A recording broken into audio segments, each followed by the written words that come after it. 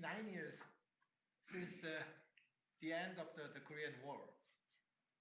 So the American and Korean relationship is deep and long-standing. So our countries fought side by side during the terrible conflict. And now we are walk side by side to build the technologies and infrastructures that will power the 21st century economy around the world. So SK's commitment to grow and invest in Korea is enduring. But today, though we are here to talk about the investment in US, so our cooperation will make the supply chain in both our countries more resilient in critical technologies. And the SK Group commitment to the United States runs deep. And we have backed that commitment with a $22 billion of investment in US in recent years. Today, we are announcing another $22 billion in new investment in the US. So including the major investment in semiconductor, the EV batteries, and biotechnology. Well, this means that SK will invest nearly $30 billion going forward, expanding on our recent announcement of $7 billion investment in EV batteries. And so SK will invest at half of our total investment amount in the US in semiconductor ecosystem. Well, this money will fund R&D programs in partnership with the leading American universities and establish an advanced packaging fab in the US. Well, these initiatives will contribute to developing the next generation of memory chips, which will benefit the entire US high-tech industry. So President Biden, we share your commitment to green energy. In addition to our new EV battery factories in Georgia, so we will investing more $7 billion more out of the total our JV investment amount of the $14 billion to build 2 new gigafactory in Tennessee and Kentucky as a part of our joint venture with the Ford Motor Company. So we will invest an additional $5 billion in other green energy businesses, including the ultra-fast EV charging system, the green hydrogen, and battery materials, recycling, and also small molecular reactors. Also, our investment will expand the facility in the US in bioscience and the biopharmaceutical sectors. We believe our initiatives will contribute to strengthen the US supply chain resilience and to address the climate change. So we are sincerely grateful to your administration's continued support in our shared prosperity. Thank you, Mr. President. Thank you, Tony, and to your delegation. This is, as someone once said in a similar circle, this is a big deal. This is really, really consequential. And, I'm sorry, as I said, I'm not with you in person, but I wanted to make sure that to personally thank you for this historic announcement. This path-breaking announcement represents clear evidence that the United States, Korea, and its allies are back and winning the technology competition of the 21st century. For folks at home, the SK Group is the second largest conglomerate in South Korea. And since I've been president, it has made significant investments in the United States. SK has already committed $30 billion in investment here, and today they're announcing another $22 billion in addition. That'll grow their US workforce from 4,000 to 20,000 workers by 2025. Investing in a range of advanced technologies, some of which Tony already mentioned, from semiconductors to large capacity batteries to electric vehicle chargers and to pharmaceuticals. And partnering with an iconic American company like Ford and and Intel. This is incredible. Further proof that America is open for business. Proof that we're meeting the emergency and the climate crisis with urgency and opportunity and innovation to save the planet and create good paying jobs and benefit both our countries. We're investing more than $1 trillion in the United States to modernize our infrastructure, including 500,000 electric charging stations across America. Since I came to office, we've seen more than $200 billion in private sector energy investment in electric vehicles, advanced batteries, and semiconductors. Construction of overall manufacturing facilities in America has increased by 116%. And this is only going to add to that, Tony. Thank you. And the construction in America means jobs in it for Americans. Since I've been in office, the economy has created 613,000 overall manufacturing jobs, just manufacturing jobs. Today's announcement is also proof that America is back to working with our allies. By uniting our skills and innovation, we will be able to manufacture the technologies that create the critical changes that are needed, both for both our countries. During my visit to South Korea in May, when I got to sit at the table across from Tony, it was a crowded room, I toured Samsung's campus with President Yoon.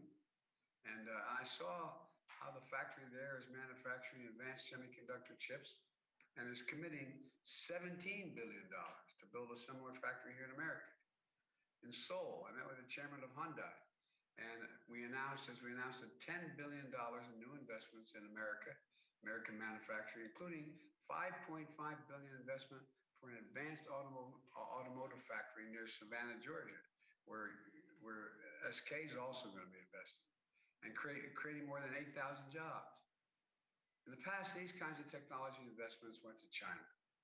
Today, under my administration, these technology investments are coming to the United States. We're talking about some of the most significant investments we've ever seen in our country. America is the key destination for advanced technologies. And it's that kind of proactive engagement that reminds me one of the benefits of investing in the United States. And that is the opportunity to partner with some of the most highly skilled, dedicated, and engaged workers in the world, American union members. And look, just yesterday, I met with members of my economic and national security teams and CEOs and labor leaders to highlight the urgency of getting the bipartisan CHIPS Act to my desk. And today, the Senate took a very important bipartisan step to get us closer. They in fact met the cloture requirement, and getting that bill to my desk is much closer now, because this really matters. Let me close with this. You know, Tony, you and your team, I want to thank you for being here at the White House. And again, I feel so badly. I'm so close to you, but because I'm in the last day of having been diagnosed with COVID, I'm feeling great. I hope it comes across that way as well. I hope I look as great as I feel here. But you know, and you're well, you know what I mean. I hope that sounded awful, didn't it? I never look that good. I hope I look as good as I usually do, which is not that good. And look, but I want to thank you for being in the White House and for your investment in American workers, our greatest resource. And Tony, as you begin the rest of the meeting today, what more do you think we can do to keep this momentum going? Well, thank you, Mr. President. And it is really my pleasure being in here. And even though you're not in person with me, but close to enough. I can walk out on the balcony and holler to you. Thank you. But you certainly don't have to sell us on investing in the U.S. Because we are already committed about $30 billion and $22 billion in a pipeline. Yep. Well, we'll create tens of thousands of highly paid and highly skilled jobs. But we believe our view is the United States as our most important business partners. Well, one thing we can work together as building a skillful the workforce that that will be the crucial for the ensuring that America has a type of worker necessary to lead the next generation the manufacturing economy. So we will work closely with the state and the community colleges to help ensure that workers know what they need to know to lead the jobs in our facility. The federal, state, and the local coordination and the deeper investment in job training would help other companies to find the skill set they need and invest more in here in US as well.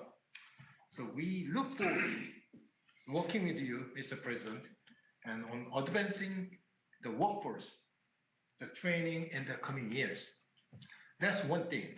But here is another things I want to mention to you is, well, I'd like to actually emphasizing some partnerships. So among the company and the non-profit organization in US and Korea, so we believe the collaboration among the organization of the two countries will motivate them to invest more across the border. So for example, I will give you some example that SK work closely with Novavax as one of the US pharmaceutical company to develop the produce and the COVID-19 vaccine. Yes. As a result of the co-investing in R&D and the production capacity. One other example is as a recent matter as SK is also partnering with the Gates Foundation and the University of Washington to develop the new COVID vaccine. This is a new one. Yes. So this is a kind of proven collaboration model that can boost the investment in the US. So, Mr. President, and we look forward to working with you, this fostering such a kind of partnership with you. So, thank you.